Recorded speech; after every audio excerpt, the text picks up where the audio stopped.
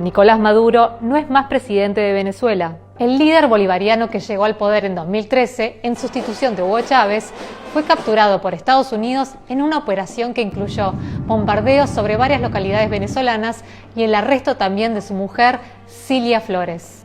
Maduro and Flores have been indicted in the Southern District of New York for their campaign of deadly narco-terrorism against the United States and its citizens. Su aprehensión y traslado a Estados Unidos se produce meses después de que la administración de Donald Trump incrementara su presencia militar en el Caribe y advirtiera sobre un ataque contra el gobierno de Maduro. Según la fiscal estadounidense, el líder bolivariano es acusado de conspiración narcoterrorista y conspiración de importación de cocaína, entre otros cargos. Pero, ¿cómo llegó al poder Nicolás Maduro y logró convertirse en el tercer líder más longevo de Venezuela?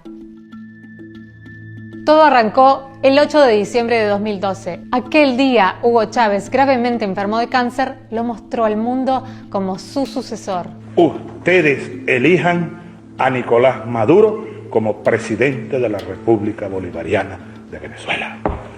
Yo se los pido desde mi corazón. Solo 3 meses más tarde fue el propio Nicolás Maduro el que anunció la muerte de Hugo Chávez, sin duda uno de los políticos latinoamericanos más carismáticos del siglo XXI. A las 4:25 de la tarde de hoy, 5 de marzo, ha fallecido el comandante presidente Hugo Chávez Frías. Maduro conoció a Chávez cuando este último estaba en la cárcel de Yare, cumpliendo 2 años de condena tras el fallido golpe de Estado del 4 de febrero de 1992. Y también fue durante esas visitas cuando Maduro conoció a la que se acabaría convirtiendo en su esposa, Cilia Flores, ya que ella ejercía como una de las abogadas del comandante. Aunque Maduro ya había sido presidente del Parlamento, canciller y vicepresidente, su nombramiento como sucesor sorprendió a algunos. Chávez vio en Maduro al hombre pragmático que debía continuar la llamada revolución bolivariana. Tras la muerte del comandante, Maduro lideró el funeral y pronto se embarcó en la campaña para las elecciones, solo un mes después en la que se impuso por un estrecho margen a Enrique Capriles. Entonces, muchos denunciaron fraude electoral, pero Maduro llegó a la presidencia. Sin embargo, desde pronto tuvo que afrontar una crisis económica que ya asomaba antes de la muerte de Chávez y que continúa hoy en día. La caída de los precios del petróleo debilitó la economía venezolana y las reformas necesarias nunca se completaron. Maduro delegó entonces tareas de gestión en altos mandos del ejército, aunque el descontento generalizado hizo que su liderazgo siempre pareciera estar en el alambre. Ya durante sus primeros años de gobierno, Maduro tuvo que enfrentar varias crisis políticas. En 2015, la oposición logró una amplia mayoría en las elecciones a la Asamblea Nacional. Esto le daba facultad para aprobar leyes y nombrar miembros de otros poderes públicos. Sin embargo, Maduro nombró nuevos magistrados del Tribunal Supremo de Justicia antes de que se instalara la nueva Asamblea Nacional, para bloquear la posibilidad de que ésta ejerciera sus potestades constitucionales. Pero el punto de tensión definitivo llegó seguramente en marzo de 2017, cuando el Tribunal Superior básicamente se adjudicó las facultades que correspondían a la Asamblea Nacional. La oposición denunció un golpe de Estado y aunque los tribunales corrigieron la sentencia apenas 72 horas después, desencadenó una oleada de protestas que fueron reprimidas y que dejaron 120 muertos. Pero el arma más efectiva del gobierno de Maduro fue lograr hacerse con el control de una Asamblea Nacional Constituyente plenipotenciaria. Aunque también hubo denuncias de fraude, la represión, el cansancio por las protestas y la constatación de que el gobierno se mantenía inamovible, ayudaron a Maduro a salir de este periodo convulso.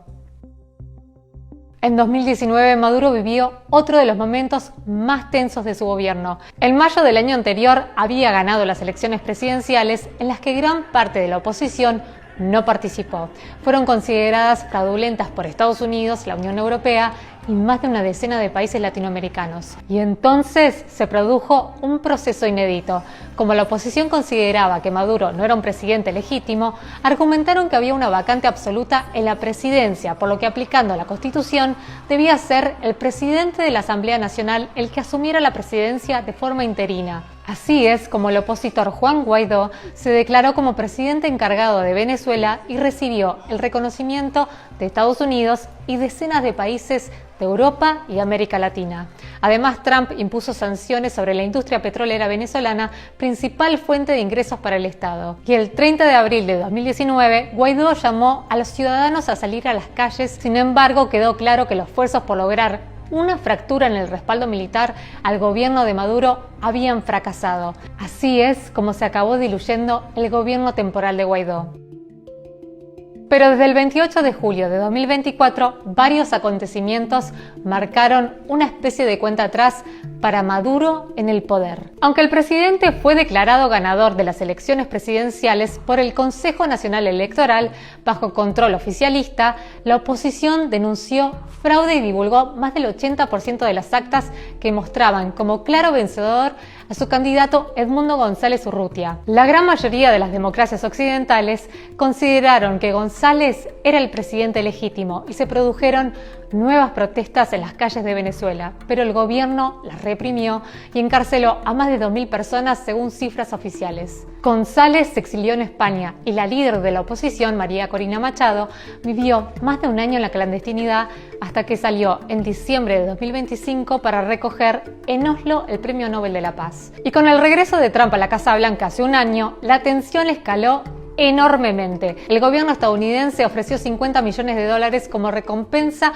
por información que permitiera la captura de Maduro y designó como organización terrorista al Cartel de los Soles, una supuesta red criminal presuntamente liderada por oficiales del ejército y el gobierno venezolano. Y desde agosto de 2025, Estados Unidos realizó más de 20 ataques en aguas internacionales contra botes que salían desde Venezuela y que supuestamente transportaban drogas, causando la muerte de más de 100 personas. Además, fue realizando un enorme despliegue militar por el Caribe con aviones, buques de guerra, portaaviones y hasta 15.000 efectivos. El gobierno de Maduro movilizó a las fuerzas militares venezolanas y ordenó despliegue de armas y medios tácticos. Eso no impidió que este sábado Estados Unidos llevara a cabo una operación relámpago para capturar al presidente venezolano, que ahora será juzgado en Nueva York por cargos de narcotráfico.